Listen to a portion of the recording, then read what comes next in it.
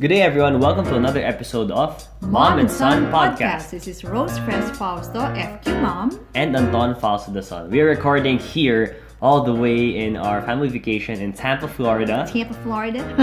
So we're here for a couple of weeks. We're recording here in my uncle, Tito Jojo's house. Thank you for the hospitable welcome and the great stay. Yep. Okay, so the reason why we're here in the States isn't actually just for vacation. Yeah, dinagdag na lang natin. Yes, Marvin and I had a course, took up a course on behavioral economics about negotiations, about employee and customer satisfaction at the Harvard University Business School. Yes, and then is it the same as Harvard University? Yeah, so it's like Ateneo. It has an JG undergrad and then it has postgrad. MBA. Is it the same campus as undergrad? It's a huge campus, so parang may bridge punta ka dun sa kabila. And this is in Boston. Okay, so you studied there with Papa for a week. Yeah. It's a certificate course. Yes. And then we decided to, syempre if you go to the States, medyo bitin sulitin na ang biyahe na mahaba and visit your loved ones. And it so happens that my favorite brother lives here in Tampa. So we're here. We met up with you. Yeah, the five of us just met here na. Mama and Papa left the Philippines first and then dito na kami nagkita. And Kuya Marty is gonna be studying next week naman in Chicago in Kellogg University. Kellogg is a top business school naman. Yeah, okay. So today we'll be talking about not really the content and the subject matter of what Mama and Papa learned, which is, what is the title again of your course? It's Behavioral Economics, Understanding and Shaping Customer and Employee Behavior. Okay, so it's something relatable, it's something relevant rather. Yes, very much. Not just to your customers, but also to your employees. Okay, so we won't really be focusing on this behavioral economics, what they learned mismo, but we want to dissect and talk about the whole experience. Kasi it's one thing to study in Harvard, Harvard. It's another thing to study abroad. But what struck me and what's most interesting to me is that you and Papa took up a class and studied way beyond your years, kahit plus 50 na kayo. So that's why this topic is about going back to school in your after Lola 50. years. Yes. It was so funny because are these Lola and Lola years now? Not anymore Tito-Tita years now. Actually varied. What are you talking about, my classmates? No, you and Papa. Just you're being we're old ages. now. We're in our golden age. It's already Lola 50s region already. Yeah. Okay. So diba what you're really interested to find out is that why go back to school at this point in our lives now. And I think it's really because ako personally, I just want to be a student for life. Parang ayoko na huminto ako to learn something new. What I want to happen is that kahit na uugod-ugod na ako, I keep on learning something. Yeah. Not necessarily going... It's something that doesn't stop when you graduate college. Yes, because really, ang bilis kaya ng evolution ng mundo about the things that we use, kahit lang sa mga technology, di ba? So, and I think that is what makes your life interesting. So, naalala ko lang yung sinabi mo, di ba, we had a lot of homework prior to the start of the course. Yeah. And then I said, oh my God, parang so hindi nata ako sanay ta sabi mo. That's okay, maybe you're just a bit, anong sabi mo, concerned, nervous, because the last time you were in school was 100 years ago. 30, more than 30 years. Yeah, 1985. For both of you. Yep. Wow. Although I went naman to grad school a couple of years after, but I didn't finish. You and Papa took this. Okay. Yeah, okay. So, what was the whole decision process to joining this? Like, when did it all start?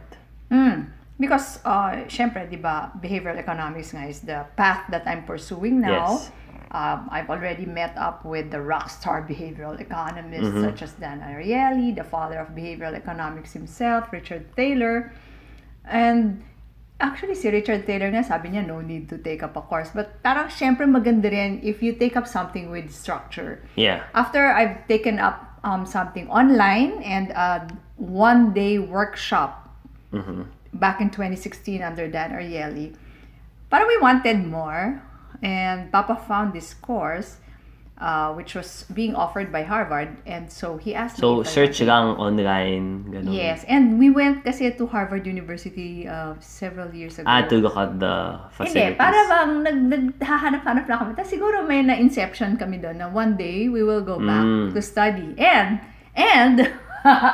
para daw ma-experience naman namin ang maging campus sweethearts. Because as you guys would say, di ba, baka we were not yet ready for each other. Even if we were just a couple of years apart in our batches in Ateneo. You never saw each other. We never, ever saw each other. Or maybe we did, but we didn't meet each other. So, Okay, yun. and of course, the credibility that comes to it when you were able to complete a week class, that's something universally acknowledged and understood. And ang ganda ng network kasi syempre the quality of our classmates there, mga head ng ganito, ng ganyan, and they're also, ang dami mong matututunan. And of course, the people, the professors, sila yung mga, kaya nga ako, I was a bit starstruck there because I would just read about their studies. And then now sir! talaga? Yes. So you kind of knew your professors already. You knew of your professors before you even Yeah. met them. Tapos mga, ano to no? Mga authors sila ng ganitong libro na binasa mo. Nakaka-excite. Parang medyo, parang May Michael konting- Jackson ka. May konting pagka-starstruck. Ang konti. Oo, kaya nakiki-selfie ako. Makiki-FQ1-2han pa. Okay, abangan nyo yun. Kwentuhan ba with them. Yeah. So, it was really fun. And, of course, the subject matter was something that Papa and I are very interested in. So, yun pa lang, tuntua na kami, no? Even if we already knew a lot of the things that were discussed there, may mga new dimensions, new insights that we had because of that structure, because of the contribution from each member. We were 92 in our class. Oh, really? Ang dami namin from all over the world. Tapos, alam mo, ang ganda. Para bang napaka-conducive to learning. Ang ganda ng Harvard Business School campus. Yung amenities. Di ba parang hotel nga yung ano? Oo. And you and Papa weren't even allowed to stay Hindi pwede. in the same room. Hindi pwede. Kanya-kanya. Tapos, so yung room mo, so kompleto yan. May malaki kang screen. You can study there. Tapos, if you go out, there's a lounge just for you. Like, we were also grouped into two smaller groups. May group of 7 kami. Every morning, we would discuss the cases to be taken up in class. So, nandun, tapos complete. Meron ka doon mga kape-kape, may Starbucks pa dyan, may snacks ka, may libre, healthy, Starbucks? may unhealthy. Yeah. Oh. Ang boga! Talagang, you're so pampered and it is just so conducive to learning. Nakakabong. Ang sarap. I really would like for all of you to That's something experience that's that sort of learning, what's that term? Learning by design, learning by structure. By design, it's really conducive. It's to not learning. anymore yung tipong you really need to, has to be an innate drive for you na if you wanna learn and get better, you really need to be the one who want to. Parang this, nandyan na lahat. Oo. Nandyan na lahat. Wala ka na Nandiyan na. excuse. Parang it's so much easier to learn than not to learn. I think that's the way nga it should, that is the ideal way. And it's nice that you got to experience it. Yung what is the ideal form of education ba? Okay, let's jump Tapos, into your... syempre, sa labas, ang ganda. May mga squirrels. Talaga? Oo, and autumn was about to start. So, nag-uumpisa na mag-gold yung mga leaves ng mga trees in the campus. And, ang ganda-ganda ng campus. But then, I would tell Papa na, teka, hindi naman masyado. At least the newer part, doon sa business school, hindi naman masyado nalala yung Ateneo dito. Yeah. Pero syempre, iba kung maginis yung air, malamig. Malamig. But then right outside is kalimutan. Okay. Anyway, now that we have we discussed yung parang what's the setting like and what are the biggest challenges naman of studying again after decades and decades of not being inside a classroom? Well, first of all, it was costly. Mahal siya, no? So, if you I wonder, siguro wala ang nagbibigay ng scholarship unless your company, I think a lot of our classmates there were sent by their respective companies. Siyempre ako, I was representing IFE management, so that's Yeah. So it's costly, but it's, for me at least, it's worth all the money that you spend for. And sulit then, talaga. siya. And then, of course, the time, di ba kung minsan kasi if you're busy now with what you're doing from where you are, it is quite difficult to carve out time na tuloy-tuloy kang You kind of mawawala. uproot yourself and you have to take, it's not a vacation. It's, Yun. Tapos siguro... How about yung having homework, having to be in a classroom mismo? Kasi learning nga never stops. But then, to go back to that setting na, kasi I can imagine na if I were in your shoes, nagawa ko na to before. I had, 20 years of education, ganyan. But then, you're a different person na talaga now that and then you're gonna go back to that setting you were in when you were a kid. Siguro kung medyo, feelingera ka, you would be a little bit impatient with the memas. Okay.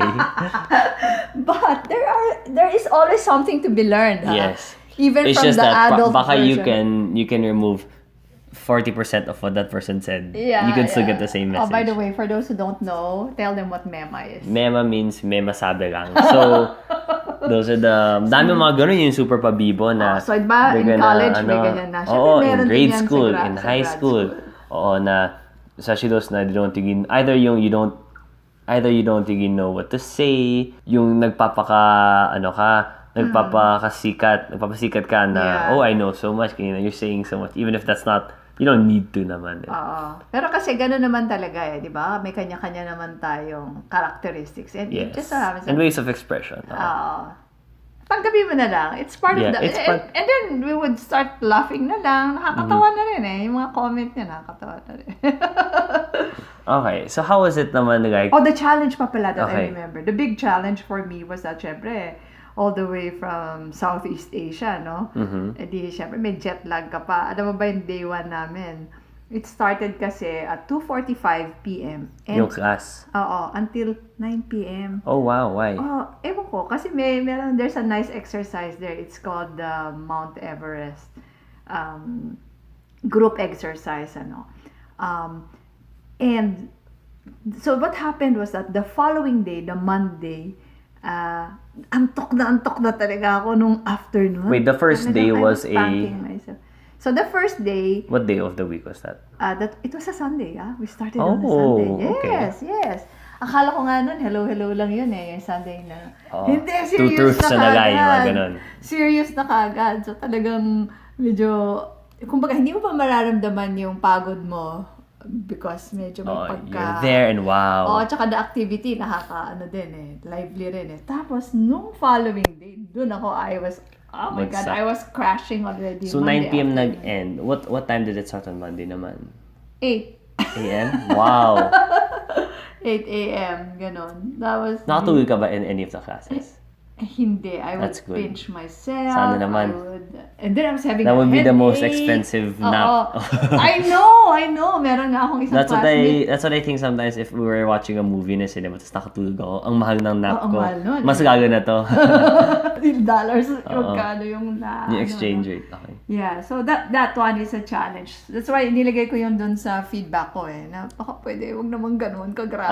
Na 9 p.m. tas 8 a.m. So I even brought my oil na para pang headache. Okay, of course. The essential oils. Yes. And then I recovered and then you get to be friends with the classmates. Kakatuwa sila. They were so inspired daw na kami, husband and wife. Kayo lang ba yung mag-asawa nun? Yes, kami lang yung husband and wife doon. And of course, they also liked that what we were really trying to solve was how to make investing for everyone here in the Philippines. So they understood your factor. Your vocation, your purpose. Yeah. Let's talk about meeting different people from around the world. And this is not just about the diversity of the crowd and how they come from all these different lands. Probably some you haven't, but I'm sure some countries you've never been to. But then these are not just from different places. They are the very, very successful ones from around the world. So how's that like? Well, on the superficial level, tuntua ako that there is such a huge diversity in accent. Aliw ako. But all in English, syempre. You can't go there if you can't. Everybody spoke in English, but in different, even our main professor was an Italian American. So, tuntua ako dun sa kanyang accent. And then talaga from all over the world. So, ikaw, go ka lang sa yung Pinoy accent na parang American na ewan. Tama. And ano pa? So, really, what I learned, well, I've known this, pero mas naramdaman mo ulit, no, na people from all over the world are so different and yet so much the same. Pareho lang din tayo. Pareho lang din tayo ng mga inaasam-asam sa buhay. How about the humor? Would there be some common ground, or is that something even? Oo nga, no? That's one of the things I really notice, and that's different. Our main professor, Francesca Gino, she's the Italian-American. Nakakatuwa because, yun nga sinasabi nga niya na nagiging funny siya just because she doesn't really know the nuances of the American English language. So, yung mga sasabihin niya, I would like to touch all of you. Para mag-touch your lives in the Italian accent. So, aliw-aliw lang. So, the humor, and siguro kasi everybody naman is exposed to Hollywood, di ba? Yeah. To American way of living. So, yun. And the fact that you're all there in the States. Yes. Okay. How about the staying in a dorm style? Kasi, you haven't experienced this before pa. Hindi ako dorm, but there was a point in my life that I lived with a cousin of mine para mas malapit siya sa school. So, yung staying in a dorm, we inquired, can we just stay in a room, di ba? I know you can't. So, it's part already of the It's tuition. a very immersive thing. Pero alam mo, okay na rin yun. Para mas tutok ka rin siguro sa pag-aaral. But, we were also wondering, kasi syempre Papa and I are so sanay to be sleeping on the same bed every single night, no? So, you could say that could probably be the longest time. That we were not sleeping beside each other. Na you're in the same area. Because aren't there times naman na Papa's abroad or something? Pero parang wala pang ganun katagal. Na 1 week. 6 months? Kasi 6 months? 6 days? Sorry, 6 days, 6 nights. Kasi sometimes, pag meron siya, or even when I was still in the corporate world before I became a homemaker full-time, pagka meron kaming medyo long trip, sumusunod yung isa So, di ba? May ganun. So, how was this that could be okay lang. Tapos, kumisa nga nagjo-joke dahil he would bring me to my room. Pwede naman Eh di medyo hihiga-higa lang muna siya dyan. Hindi mo na hindi mo ako matiis. Arte-artehan lang. Tapos, yung may mga nakakakita sa akin, what are you doing there? Ganyan. Talaga? Or joke lang? Hindi na joke din. So what are you up to? Ganyan. Wala mga hall monitor or wala prefect? Naman. Okay. Okay, what would be your advice to people who already graduated a long time ago but are kind of thinking pa on, should I take classes again?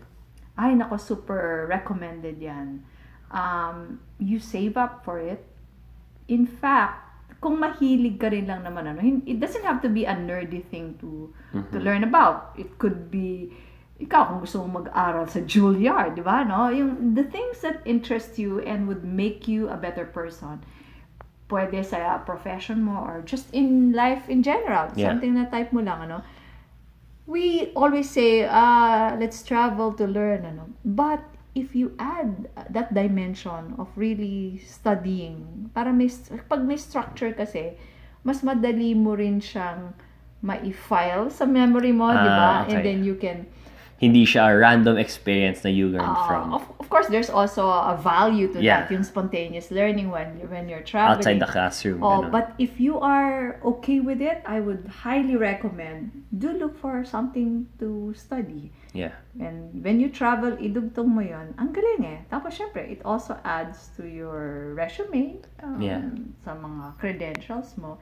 And of course, the network that you will create in going through. I think that would be one of the more valuable and important parts about it. It's the people you meet and the connections you make. Because you can learn, the way people learn naman talaga kasi are from other people and from other people's experiences. Yeah, that's true. So yun, ang galing niya. Okay siya. I highly recommend it. So, di ba, uso ngayon talaga, traveling is the best way to learn. So, in the future, why don't you add that? A dimension of learning or structured learning. But then, when you pick a subject, hindi naman porket, ibang bansa, porket Harvard, ganyan. Doesn't mean that it's the one for you na. You still have to do your research. Syempre, in picking the course, picking what school, the timing, and everything. Or, pwede mo rin naman baliktarin. If you have been, for example, nung bata ka, na gusto mo mag-aral sa Harvard, pero it's just way too expensive. And it's so difficult to get in, di ba? Even if you have the money naman, di ka naman basta-basta makakapasok sa or Harvard. even if you're smart, doesn't mean you're smart. Oo, kasi ang selection process ng Harvard, So, if that has been in your dreams, I don't know if it was in my dreams.